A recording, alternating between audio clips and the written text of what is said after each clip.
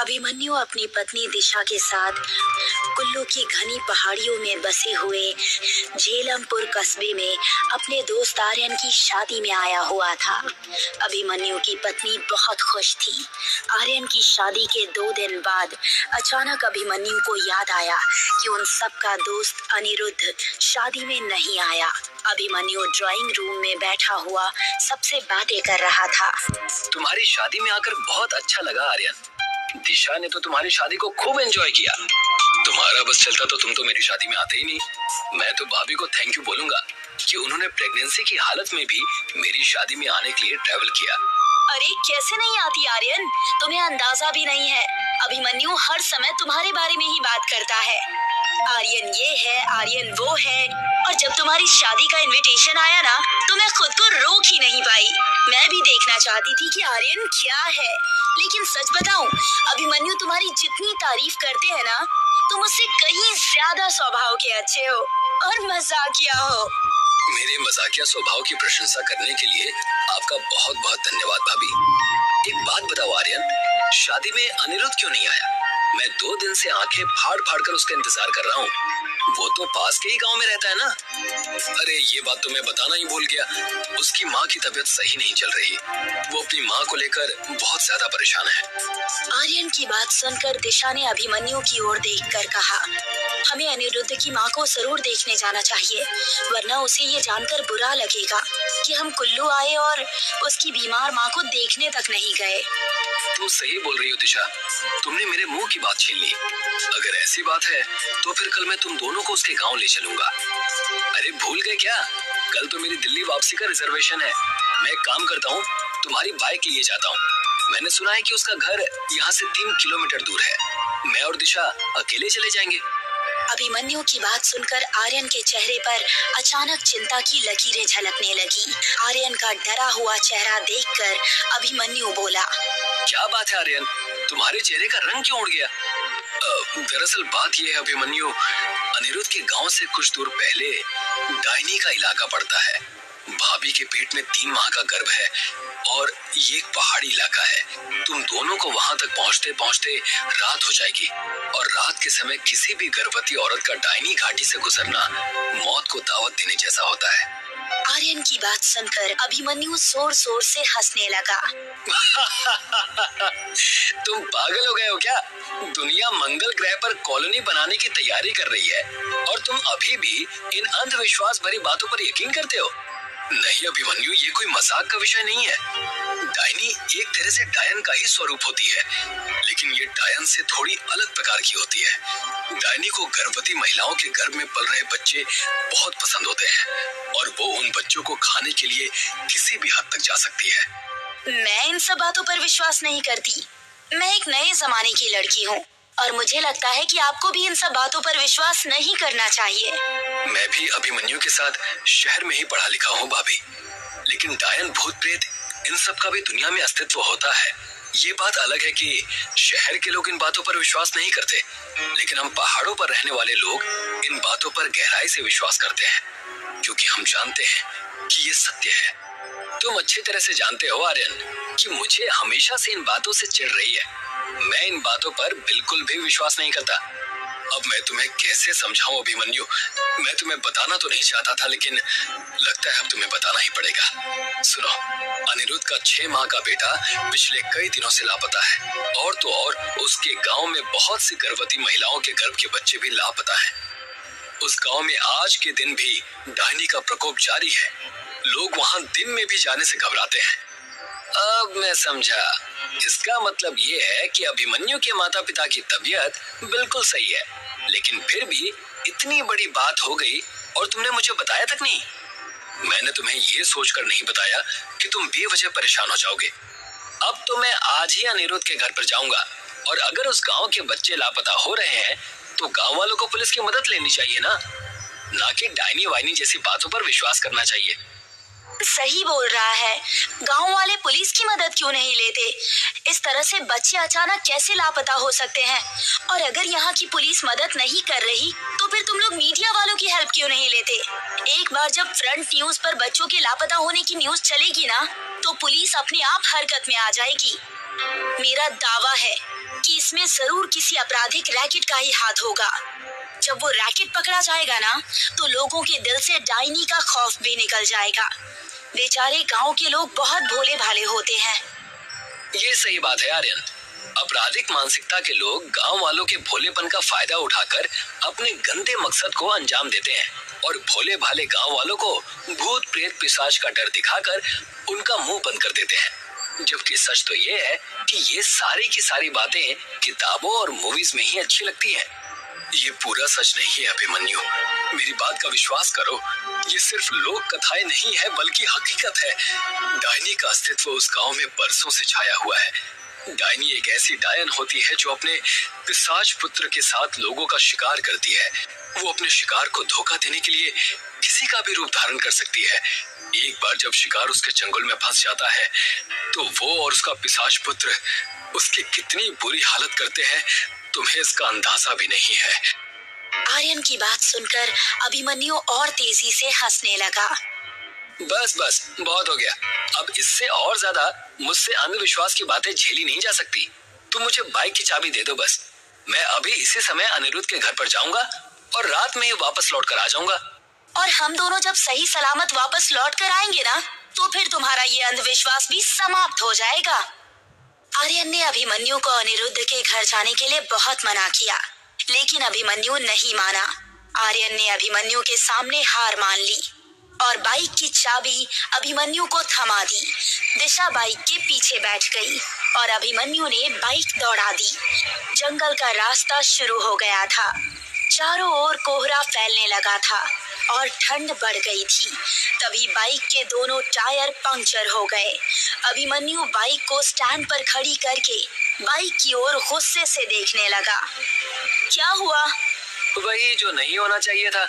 एक तो रात का समय, ऊपर से इस बाइक के दोनों टायर पंक्चर हो गए। टेंशन मत लो, मैं आर्यन को फोन करती हूँ।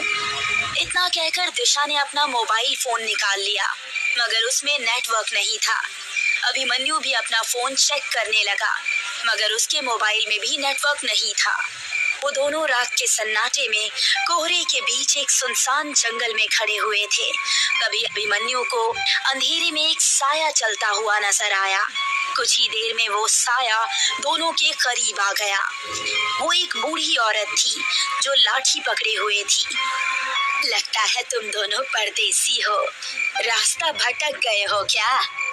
नहीं माँ जी, बाइक के दोनों टायर पंक्चर हो गए हैं और हमारे मोबाइल में नेटवर्क भी नहीं है। समझ में नहीं आ रहा कि क्या करें। रात का सन्नाटा फैला हुआ है बेटा, और ये डायनी का इलाका है। यहाँ जंगली जानवर रात में टहलते रहते हैं।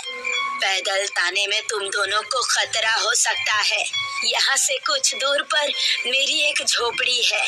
अगर तुम लोग चाहो तो मेरे घर चल सकते हो। डायनी का नाम सुनकर दिशा पूरी तरह चौंक गई। आपका बहुत बहुत धन्यवाद माँ जी। वो बूढ़ी औरत अपनी लाठी लेकर आगे आगे चलने लगी।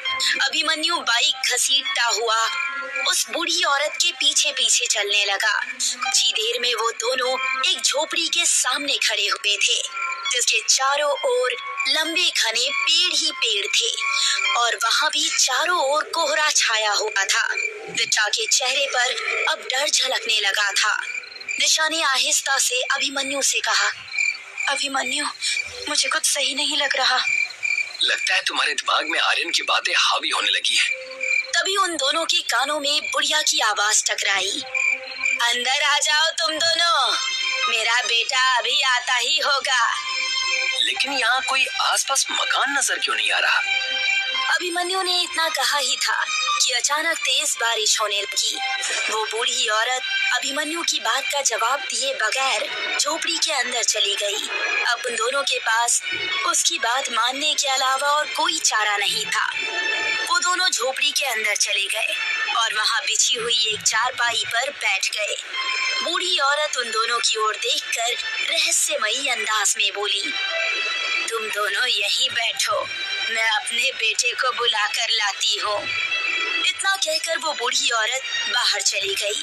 उन दोनों को वहाँ बैठे बैठे काफी देर हो गई थी। बाहर अभी भी रिमझिम बारिश हो रही थी। दिशा ने अपनी घड़ी देखी तो वो चौंक गई। घड़ी में रात के 2 बज रहे थे। दिशा डरते हुए अभिमन्यु से बोली, मुझे कुछ सही नहीं लग रहा है अभिमन्यु, कुछ तो गड़बड़ है यहाँ पर। उस बूढ़ी औरत को गए हुए काफी देर हो गया है, कहीं आर्यन की बात सही तो नहीं। मेरे पेट में कुछ अजीब सा महसूस हो रहा है। दिशा की ये बात सुनकर अभिमन्यु बुरी तरह से चौंक गया और बोला, तुम कहना क्या चाहती हो दिशा? क्या हो रहा है तुम्हारे पेट में? मुझे यहाँ बैठे हुए काफी देर हो गई है, लेकिन अभी तक मेरे पेट में किसी प्रकार की कोई हलचल नहीं हो रही है। ऐसा लग रहा है कि मानो मैं प्रेग्नेंट हूँ ही नहीं। इतना कहकर दिशा ने अपने पेट पर हाथ रख लिया, मगर जैसे ही उसने अपने पेट पर हाथ रखा, दिशा अपने पेट को हैरत और खौफ से आंखें फाड़ फाड़ कर देखने लगी। अभिमन्यु, आर्यन की बात बिल्कुल सही थी, मेरे पेट में बच्चा नहीं है। क्या बकवास कर रही हो तुम? ये कैसे हो सकता है? इतना कहकर अभिमन्यु ने जैसे ही दिशा के पेट पर हाथ रखा, उसका पेट बिल्कुल सपाट था। अभिमन्यु के डर और दहशत से रोंगटे खड़े हो गए। तभी उन दोनों को बाहर किसी के कदमों की आहट सुनाई दी। अभिमन्यु और दिशा ने जैसे ही अपने कदम उस झोपड़ी के बाहर निकाले, तो बाहर का नजारा देखकर उन दोनों की आंखें दहशत से फटी की फटी रह गई। बाहर एक 6 फुट का बड़ा ही भयानक दिखने वाला व्यक्ति खड़ा हुआ था। उसके चेहरे का मांस जगह जगह से फटा हुआ था, उसकी आंखों से खून टपक रहा था और उस बूढ़ी औरत की आंखों की पुतलियां भी बिल्कुल सफेद हो चुकी थी। उसके दांत अजीब और बिल्कुल पीले थे। यही है मेरा बेटा, दिशा की जोरदार चीख निकल गई। कौन हो तुम? डायनी। आर्यन सही बोल रहा था अभिमन्यु। जितनी तेजी से यहाँ से भाग सकती हो, उतनी तेजी से यहाँ से भागो। अभिमन्यु ने इतना कहा ही था कि तभी वो भयानक व्यक्ति बेहद फुर्ती से दिशा के नजदीक आ गया और उसने दिशा का गला पूरी तरह से दबोच लिया। अभिमन्यु अपनी पत्नी को बचाने के लिए हाथ पैर मारने लगा कि तभी डायनी ने अपने पंजे से अभिमन्यु के कंधे को फाड़ कर रख दिया। अभिमन्यु जमीन पर गिर गया। उस भयानक चेहरे वाले ने अपने पंजे से दिशा का पेट फाड़ दिया। दिशा एक चीख के साथ ढेर होकर जमीन पर गिर गई। वो बूढ़ी औरत अब अभिमन्यु की ओर खूंखार नजरों से देखने लगी। तभी अभिमन्यु को दूर से बहुत सारी रोशनियां नजर आई। अभिमन्यु ने देखा कि बहुत से गांव वाले हाथों में मशाल लिए उनकी ओर चले आ रहे थे। जैसे जैसे वो नजदीक आ रहे थे, वो भयानक दिखने वाली डायन और उस पिशाच के कदम पीछे की ओर हटते जा रहे थे। वो दोनों धुआं बनकर गायब हो गए। उस झोपड़ी का नामो निशान तक मौजूद नहीं था। अभिमन्यु बेहोशी की गहराइयों यानी कि नींद में समा गया। तभी उसके कानों में उसके दोस्त अनिरुद्ध की आवाज गूंजी। वो गांव वालों से बोल रहा था, इसकी पत्नी मारी गई, उठाओ इसको और जल्दी ले चलो यहाँ से। अगली सुबह अभिमन्यु की आंख अनिरुद्ध के घर पर खुली। वो तो अच्छा हुआ कि मेरे पास आर्यन का फोन आ गया था। काफी देर इंतजार करने के बाद भी जब तुम मेरे घर पर नहीं आए, तो मैं समझ गया था कि तुम डायनी के जाल में फंस गए हो। मैं तुरंत गांव वालों को जमा करके उसके इलाके में पहुंच गया। बहुत सालों पहले वहाँ एक बूढ़ी औरत और उसका बदसूरत बेटा रहा करता था। बूढ़ी औरत तंत्र मंत्र करती थी और उसका बेटा इंसानों की बलि लिया करता था। एक रात गांव वालों ने मिलकर उस बूढ़ी औरत के बदसूरत बेटे को मार दिया। वो बूढ़ी औरत अपने जवान बदसूरत बेटे की मौत को बर्दाश्त नहीं कर सकी और उसने गांव वालों से बदला लेने के लिए डायनी की काली तंत्र विद्या का सहारा लेना शुरू कर दिया। डायनी ने प्रसन्न होकर उसके पुत्र को अपना पुत्र बना लिया, पिशाच बनाकर। तब से वो ऐसे ही लोगों का शिकार करती रहती है। अभिमन्यु आंखों में आंसू लिए उसी दिन दिल्ली वापस लौट आया। अभिमन्यु ने फिर दूसरी शादी नहीं की। वो आज भी अपनी पत्नी दिशा को याद करके रोता रहता है।